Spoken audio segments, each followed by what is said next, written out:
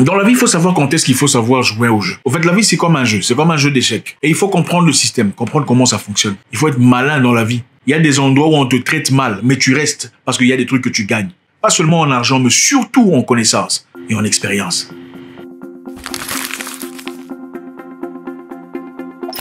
Dans la vie, il faut savoir se mettre à sa place, se faire respecter, se faire considérer. Mais cela ne vient pas automatiquement, vous savez. C'est un fruit de votre comportement. En fait, c'est vous qui apprenez aux gens comment vous traiter.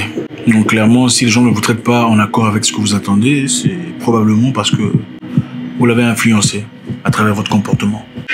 Et ce n'est pas toujours facile à accepter, vous savez. Pas toujours facile à accepter.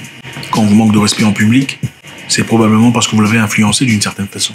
Volontairement ou pas, quand on vous parle comme il ne se devait pas, quand on vient en retard, quand on agit bizarrement à votre égard, quand on ne respecte pas les compromis, les ententes, les contrats, peu importe ce que c'est. Quand on ne respecte pas votre situation personnelle, c'est généralement parce que vous l'avez influencé. Et on le fait très souvent, très subtilement, peut-être sans le réaliser. Des fois, on donne un peu trop de pouvoir, un peu trop de facilité aux gens. Ça pourrait venir de n'importe quoi. Ça pourrait émaner d'une certaine gentillesse. On veut généralement être gentil avec les gens, être bien.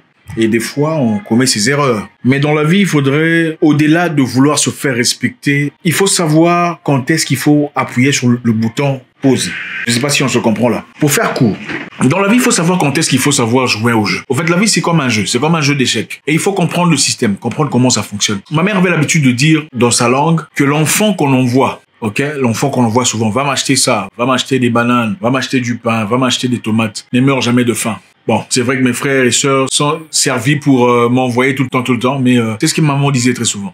Et ce n'est pas faux. Pourquoi? Parce que quand on l'envoie acheter du pain, quand il revient, on lui donne un peu de pain. Quand on l'envoie acheter des tomates, on lui donne un peu de tomates. Ou enfin, bref, un petit truc. Quand on l'envoie acheter peu importe ce que c'est, on lui donne une petite récompense pour avoir fait ce qu'il a fait. Pour que prochainement, il parte encore avec la même volonté, le même engouement, le même courage. Dans la vie, malheureusement, on n'a pas toujours ce qu'on veut quand on veut. On n'a pas toujours l'argent quand on veut. On n'a pas toujours les moyens quand on veut. La vie est tellement bizarre, personne ne la comprend. Sinon, on ne serait pas en train de parler là. Nous essayons tous de comprendre la vie. Mais à travers les expériences, on peut dire que la vie ne nous provient pas toujours ce qui va arriver après. Il se pourrait que vous soyez dans une condition compliquée, dans une situation difficile. Il n'y a pas de honte à se rabaisser vis-à-vis d'un humain qui a plus d'argent que vous, qui a plus d'opportunités que vous, qui a plus de facilité que vous pendant un temps pour avoir de lui ce que vous cherchez. C'est-à-dire une opportunité, peut-être de l'argent, peut-être une facilitation pour entrer dans une porte difficile à accéder. Je répète, dans la vie, il n'y a pas de honte à quelquefois servir quelqu'un de plus grand pendant un temps pour gagner ce qu'on cherche. Vous verrez beaucoup de gens, surtout en Afrique, beaucoup de jeunes, et des vieux aussi d'ailleurs, bouder quelqu'un qui est plus fort, mais dans la misère. C'est honteux, c'est stupide. On ne boude pas tout le monde, n'importe quand. Écoutez, il faut avoir la considération de soi, le respect de soi. Il faut savoir se mettre à sa place. C'est très bien. Mais il arrive un moment dans la vie où il faut se faire petit pour gagner ce qu'on veut et ensuite faire ce qu'on veut. Et vous rencontrerez beaucoup de gens dans un même secteur qui boudent des gens qui font ce qu'ils font, mais qui font mieux ce qu'ils font. Et ça me fait vraiment rire. De voir une personne qui boude ou qui résiste à une personne qui fait ce qu'il fait, mais qui fait mieux ce qu'il fait. Regarde, on ne boude pas une personne qui connaît mieux que vous. On ne fait pas ça. Avant de bouder une personne qui connaît quelque chose ou qui performe dans un domaine beaucoup mieux que vous, un domaine de préférence pour vous, on l'approche d'abord. On l'approche, on s'assure qu'on gagne la connaissance de cette personne, son expérience, on en profite. Ensuite, si tu veux bouder, tu peux bouder. Chez nous, généralement, vous verrez les gens bouder. Vous êtes entrepreneur, vendeuse d'habits, vous allez chercher les habits à Dubaï ou à Hong Kong, peu importe. Vous rencontrez une personne qui vend les habits venant de Dubaï ou de Hong Kong, mais qui fait beaucoup mieux que vous, votre travail, ou qui a un marché beaucoup plus large. Vous commencez à bouder, vous en faites un ennemi. C'est très immature. Approchez-vous de la personne. La vie est une question de stratégie. Dans la vie, on ne gagne pas tout par la force. Tout ne se gagne pas par la force et par la résistance. Moi, je n'accepte pas ça. Moi, c'est bien beau d'avoir de l'estime personnelle. C'est bien de se considérer. Mais quelquefois, il faut lécher les bottes des gens pour monter. Et quand vous montez, là, vous pouvez gonfler. C'est ça la vie.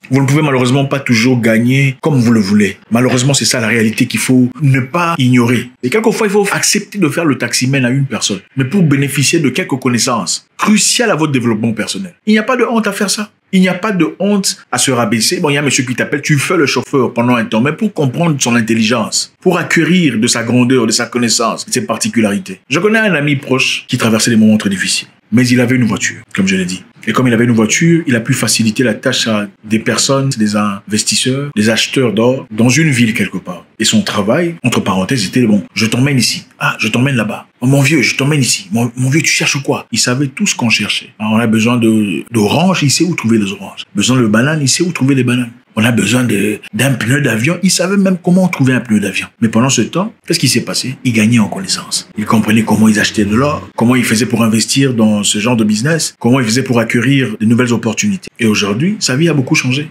Il a fait le chauffeur pendant un temps, il me l'a avoué. Mais beaucoup parmi nous aujourd'hui n'accepteraient pas ça. C'est trop, c'est rabaissé. Comment moi je peux devenir un chauffeur? Et c'est étonnant. Tu ne peux pas devenir un chauffeur, mais tu restes dans la même position, dans les mêmes conditions difficiles pendant des années. À quoi vous sert cet orgueil? Refuser de, entre parenthèses, se rabaisser, mais pour rester dans les mêmes conditions.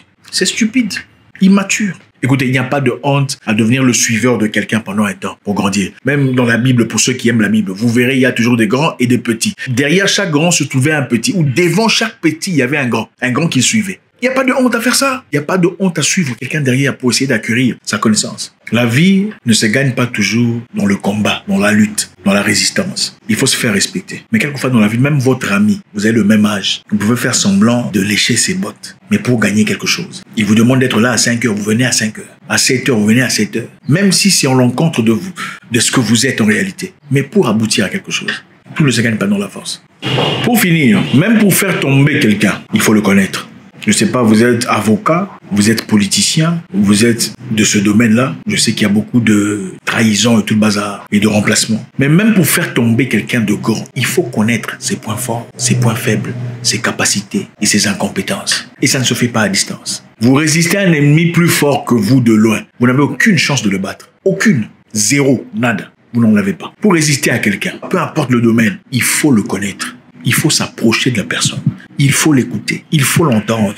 Il faut expérimenter ce qu'il expérimente. Il faut s'approcher de sa personne. Vous voulez devenir un bon écrivain?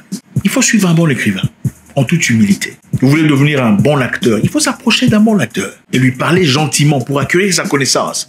Mon cher, comment tu fais? Et flatter pendant un temps. Quand on dit flatter, moi je ne flatte pas. Mais oui, avec 35 $ en banque, c'est bien. Il ne faut pas flatter. Flatter pour acquérir. Vous rencontrez quelqu'un qui est dans l'agro-business, je sais pas, peu importe son entreprise. Vente de chaussures, salon de coiffure, massage, je sais pas ce que c'est. Peu importe ce que c'est, il faut s'approcher de la personne. Et on ne peut pas s'approcher de la personne en orgueil. Il y a des moments où il faut envoyer un mail, on ne vous répond même pas, mais vous persistez. Parce que vous avez un objectif précis. Vous savez ce que vous cherchez. Vous n'êtes pas là pour sympathiser. Le problème, nous, les Africains, généralement, on veut sympathiser avec tout le monde. Tu rencontres une personne plus grande que toi, mais tu veux qu'il sympathise avec toi directement. C'est pas comme ça que ça fonctionne. Il y a des fois, il faut supplier, il faut se rabaisser, il faut demander, il faut gentiment s'approcher, espérant gagner sa confiance. Mais dans un jeu, dans un but, dans une stratégie, vous savez ce que vous cherchez. Aussitôt abouti à votre objectif de vie, à votre objectif journalier, vous pouvez faire ce que vous voulez, vous pouvez le bouder. Pour finir, il y a un grand que je respecte beaucoup. À l'époque, quand je commençais le sport, c'était un vieux à qui on a raconté beaucoup de trucs sur moi, disant Zach, tu vois le petit Zach là, il raconte trop d'histoires sur toi, il dit qu'il est plus fort que toi, il peut te battre. Ce grand que je respecte s'appelait Commando. Il avait beaucoup d'expérience, il avait déjà gagné beaucoup de titres, beaucoup de ceintures, il avait de l'expérience, mais il tendait vers la fin de sa carrière à l'époque. Et moi qui étais plus frais, les gens disaient ce petit se croit plus fort parce qu'il est plus jeune, tout ça. Le vieux venait dans la salle de gym, on était dans la même salle de sport. Il ne me parlait presque pas. Mais à chaque fois que je le voyais, j'allais vers lui. Bonjour vieux, comment ça va? Bonjour grand, comment vas-tu? Ça va bien, j'ai suivi ton combat à la télévision. Waouh, c'était incroyable. Le coup là que tu donnes, waouh, c'est impressionnant. Vous savez ce qui s'est passé? Le vieux a remarqué, mais ce petit n'est pas assez orgueilleux. Il n'est pas aussi orgueilleux qu'on me le dit. Ce n'est pas vrai. Parce que s'il était orgueilleux, il ne me dirait pas bonjour. Il ne m'approcherait pas. Qu'est-ce qui s'est passé ensuite? Il a commencé à me montrer des choses. J'ai appris de son expérience, pas seulement sur le plan sportif, où j'ai appris beaucoup de choses, mais aussi sur le plan relationnel, sur le plan administratif. Comment continuer, garder son argent, multiplier ses biens après le sport. Pendant cela, il y avait beaucoup d'autres noirs avec qui il ne parlait pas, mais qui n'ont certainement pas bénéficié de son expérience, de son intelligence. Il faut être malin dans la vie. Il y a des endroits où on te traite mal, mais tu restes parce qu'il y a des trucs que tu gagnes. Pas seulement en argent, mais surtout en connaissance et en expérience.